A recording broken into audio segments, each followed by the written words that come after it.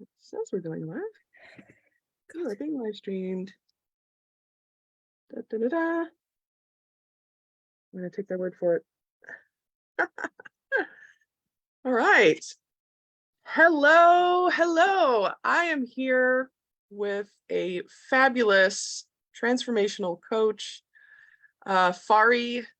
She is the CEO of Fari Transformation, and she is here today to talk about some of the problems that a lot of entrepreneurs are facing because they are feeling low self-worth. They can't charge what they're worth because they're insecure about themselves. Maybe they're feeling imposter syndrome, and maybe they're afraid to move forward in their business.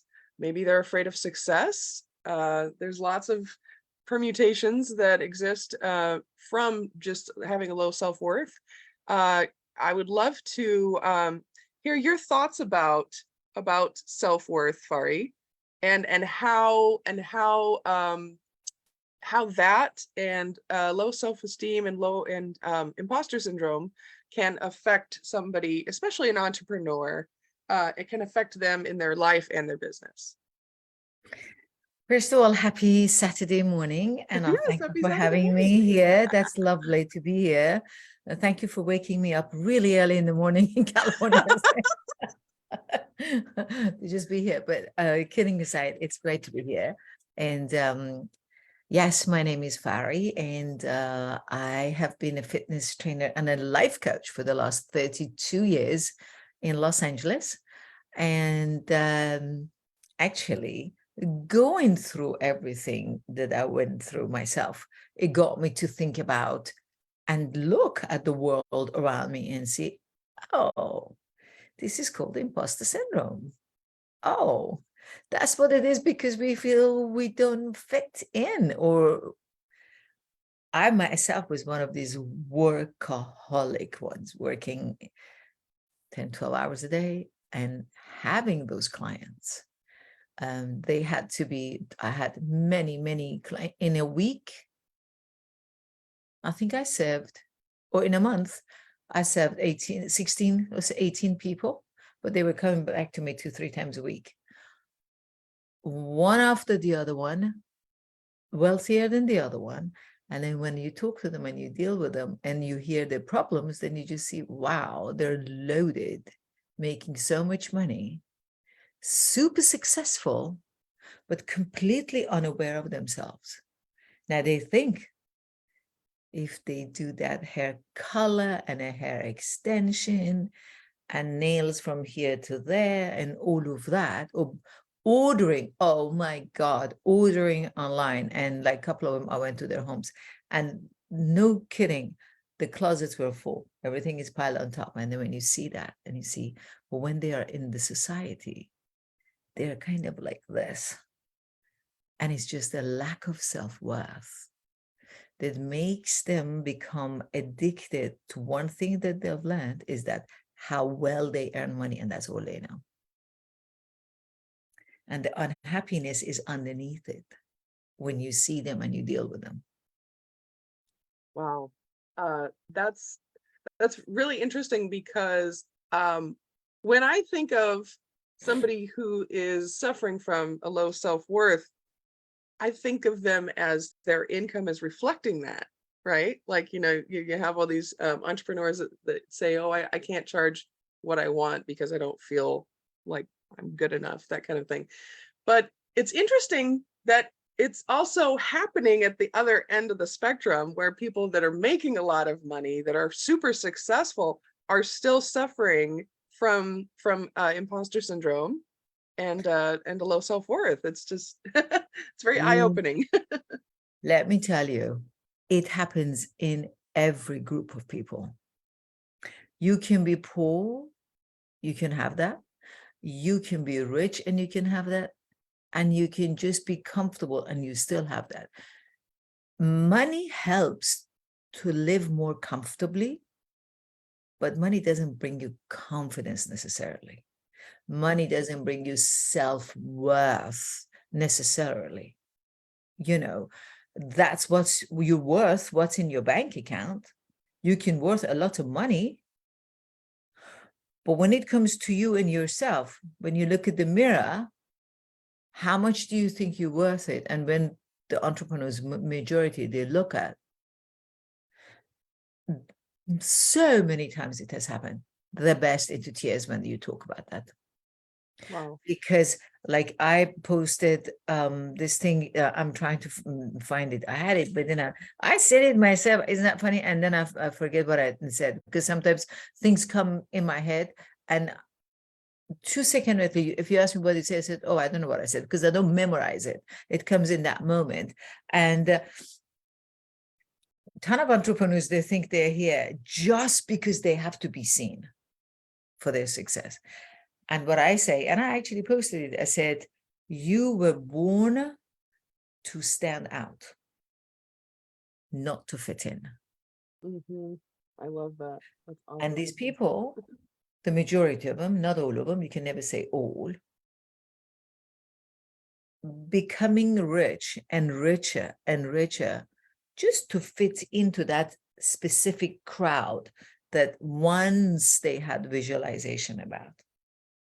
But when you look at them, some of them drink excessively, some of them eat excessively. In 32 years, when I train people, they are super successful. But when you look at their sizes, they eat their emotions. This is the undealt problems within them forever that makes them to eat, that makes them to smoke, that makes them to drink. An entrepreneur sits there and then in a day, they might have 16 cups of coffee. They do. I mean, I literally, the number 16 is one of them that said to me, I drink 16 cups of coffee. And I said, my goodness, you're making yourself be in a rubbish bin. This is excessive, Mm-hmm. So they hide their, I also always say, undealt challenges, and they hide their emotions behind the food, behind whatever it's available for them. Behind their job title, even. Mm-hmm. And that's the problem. And unless they face it, and that's what I say, I don't care how famous of a coach one is, how famous of an entrepreneur it is, everybody needs to have a coach. I have 2 coaches myself. One is my business coach and one is a life coach. It's because we all need someone to watch over us. When kids go in the field and they pray, there is a coach for the volleyball, coach for football, coach for everything. And once they get better, they're not going to do it by themselves. They're still doing it with the coach.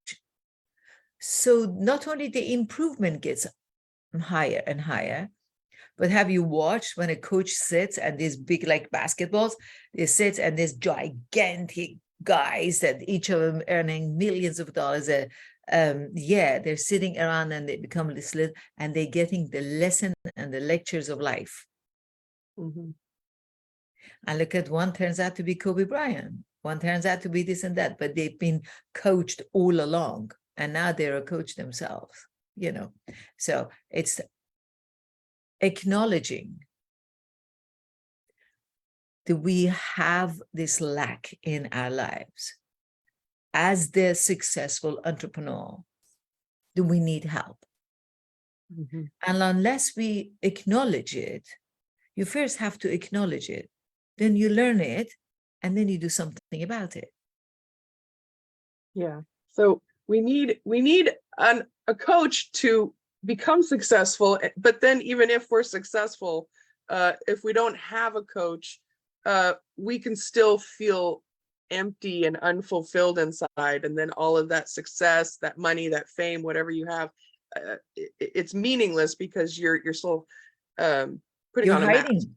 Yeah. You're hiding. There is a massive mask is put right on my face, and instead of saying, I am this loving person who's called Fari. I am this very first loving person to myself who's called Fari.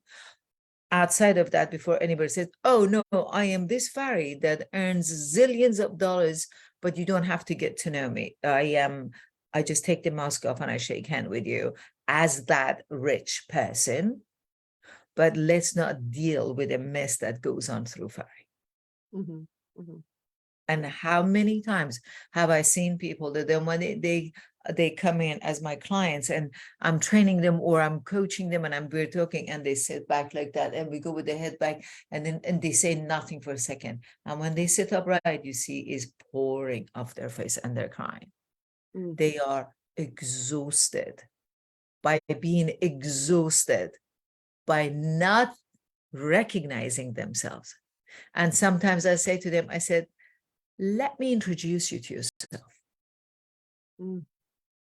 And that's introduction because I'm most unfiltered. That introduction, when it comes, I'm not saying you're effing this and that, but I'm just telling them what I've seen from them. And when I say it like that, men and women, they never, ever, not once have said, oh, that's not me. Not once have I seen that happening. They're always quiet and they say, there is a but we do this because of that but. I said, if you leave the but out, you're doing it, and you're doing it because of this and because of that, but you are doing it. So leave the but out and see how much you're actually hiding, but by not facing the reality. Yeah, a young woman, why should it order a soup and salad with a chocolate cake next to it for lunch when they're sitting on? They are eating their emotions. As a human, we only need a few bites to get the engine going for you to work. But they hide behind it. Or she says, oh, let me if I have a glass of wine, I can calm down. I said, it's 12 o'clock at lunchtime. What do you mean? Why should you have a glass of wine? And it's the ways that they're trying to hide and suppress the pain of not knowing how to deal with themselves. Mm. Mm-hmm. Mm-hmm.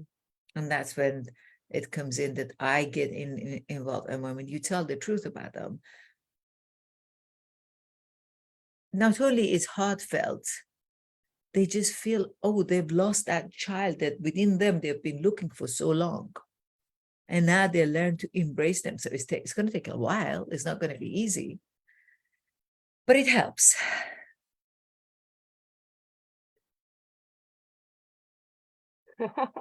I'm looking at there's a couple of comments in here. Cindy Lee says, happy National Hugging Day, sending you a virtual hug. Aw, that's so sweet. Good morning, Veronica. Thank you for being here. If you have any questions, feel free to put it in the chat. So yeah, it's so even working can be an addiction, right? It is an addiction. Why do you think the person sits in the office? They go there 6, 7 in the morning and they're in the office until God knows when, because they don't want to deal with their home, either empty home, where do they go to? Or they don't want to deal with recognizing as outside of their job, when they go home, they are that wife or a husband or a mother or the father, and they have to become their true selves, and it's too painful. Wow. But once they're at work, they can leave themselves out. They don't have to deal with it. And it comes hour after hour after hour that they're working. And that's the way you can see the imposter syndrome is there. They only feel they're worth it if they work those hours Right. continuously. That's where the imposter syndrome always hides. I'm not good enough. I don't fit in. I don't matter.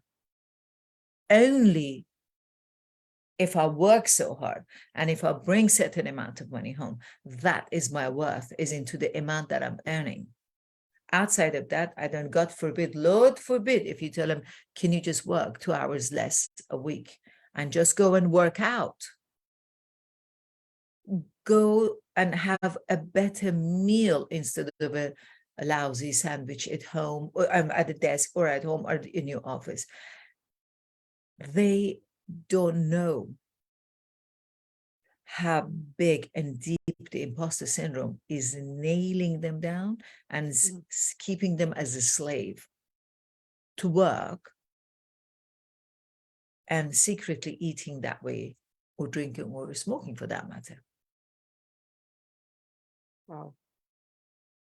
So What does how that does bring to one get you? out of this cycle then? I feel like, even whether you're not successful, whether you're successful, you're still going to be afflicted with all of these things. So It's what's just the that, yes, please go ahead. go ahead. No, it's just that recognizing it, wanting to recognize it. Listen, life is, I constantly say that, life is all about the choice. It's all about, I can't choose your life for you. You have to want it. And you have to choose that, oh, I am that, and I want to choose and do differently. Oh, yes, I do that. But I have to dig in and see, oh, where am I hiding? Many times I just say to people, I said, write down in 1 week, write down exactly what you eat in one day, or if you smoke, how many a day, or if you drink, how many glasses a day. And if you really slave to the food, write down every bite that goes in your mouth, the time that it goes in your mouth, and write down your thoughts as you eat. It's a Oh, lot of okay. task. It's not Interesting. easy. But whilst you eat, whatever it is in that moment, right now, what you're eating, why, what are you thinking that you're eating that? Right. And it's been Okay. so successful through Wow. that. And they figure out, or the person is, oh, I must have my wine with my lunch, or I must 4 o'clock, I've got to start drinking. Don't forget, I drink, I love my tequila. I love to drink as well, but I drink twice a week for pleasure, a glass. That is it. You don't, everything is in our control if we want to control it. So what we do, we don't control ourselves, but we control others because it's easier. Tell them what to do, not to do, eat that, don't eat that, drink this, do it that way, put that clothes on, don't do that, here and there, but leave me alone and let me be the mess that I am as that rich person. Wow. Wow. So So they kind of get stuck being that that mask. They're being the mask. exactly, being the mask. Yeah, it's like when you learn that I am tired of wearing this mask and now I am taking the mask off, and I just say, okay, let me have a look at myself in the mirror, and I say, okay, how many millions I have in the bank account, or how many don't I, how poor I am. Why are you poor? You can even hide behind being a poor because you just want to get mercy from others, Mhm. but you don't put your act together. That's why you're poor. You don't have that self-esteem and a self-respect first to lift yourself up and respect yourself up first. Put Mhm. yourself up. I don't want to live at the corner of a street. So because I put myself up, I work, but I work decent hours. I finished yesterday at 3:45, and I just said, it's my time to leave everything and jump into the pool. Mhm. And I went to the pool, and then I had the spa. And then when I came back, I felt rejuvenated, and I was swimming, and I thought, wow, how many people don't give that to themselves? I'm by the pool and somebody's sitting by the pool on the computer. And then when the guy jumped into the pool, goes, "Oh my God, you're breathing and you're moving so much," and it excited me enough. It encouraged me for me to come to the pool. He said, the guy said. So I said, "You're taking your office to your pleasure time. Why your computer is here?" And he looked at me like, "Why she said that to me?" And I said, "It's ridiculous. I don't even know the guy." He said, "It's ridiculous. You're here to have fun. You're on the computer. Leave the office at home. You're having fun." 5 minutes later, he comes to me and goes, "You know, you said something to me. It really made me wonder." And he said that he thought first how obnoxious of me to just say that. But I said, "But it wasn't really, was it?" And I told him that he was the one who started talking to me first. And you feel it was obnoxious because I hit it right on the nail, didn't I? And then goes, "Yes, you Oh, I love it. I love it. I That's tell you, I'm great. unfiltered." So, yeah. Don't sugarcoat things. No, Oh my goodness. I love no, that. Yeah. really. Wow.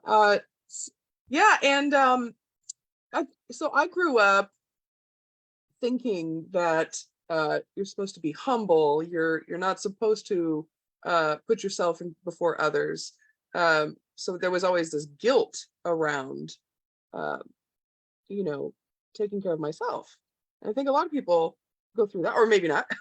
Yes, Maybe I'm yes, projecting that, but you're that right. was my experience. So how is having how is self-love and self-care different from conceit? Exactly how you said you were raised, Hmm. I was too.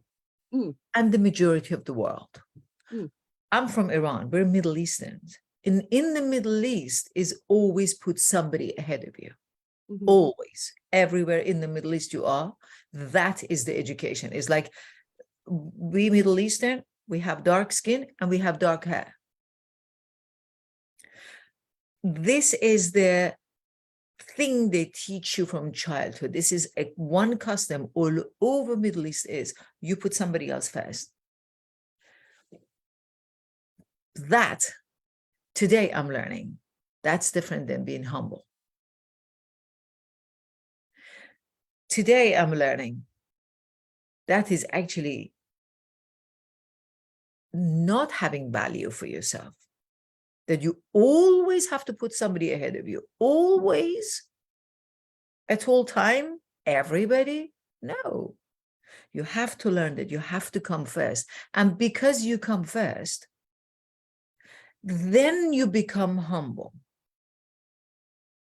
Because I respect myself, then I want to love you. Because I have love for me, then I want to share the love that I give to myself to you as well.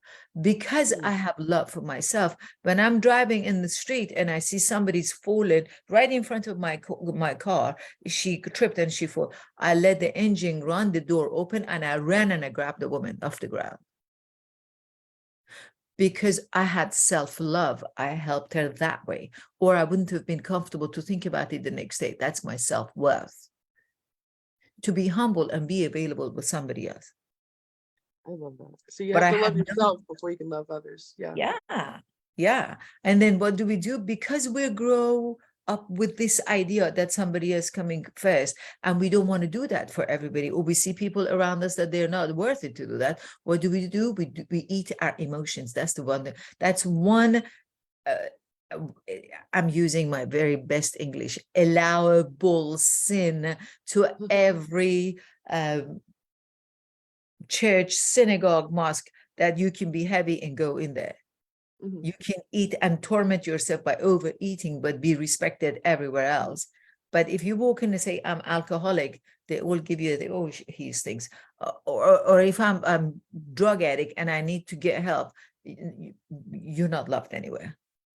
Yeah, and it's You all know, kind of the same thing. but Yeah, this addiction to the food is just right. somehow somewhat is accepted by all, which I'm not saying it shouldn't. It should be recognized. Is that one Right, of the symptoms of imposter syndrome right. is overeating. Gosh, I could sit here and talk to you all day, Fari, because you're just a fountain of wisdom. Oh, thank If you. somebody wanted to continue this conversation with you, how can they get a hold of you? Yeah, I have a website. They can go to my Mhm. website, Fari transformation.com, no space. And my email address, you can put it always up for Uh, them, Fari at Here's Fari what I'll put. Transformation. I'll put your Calendly Oh, link yeah. in the chat. Okay, Oh, let's perfect. do that. And Yes. then if somebody I'll, wants to book a complimentary transformational coaching session with you, they can. for So if sure. this struck a chord with you, uh, feel free to reach out to Fari. She has a few spots available this month. So if you um, liked what you heard today and you want to get unstuck from the mask and overcome imposter syndrome and increase your self-worth, then please reach out to her. And I'm sure that the conversation will be life-changing. Thank you.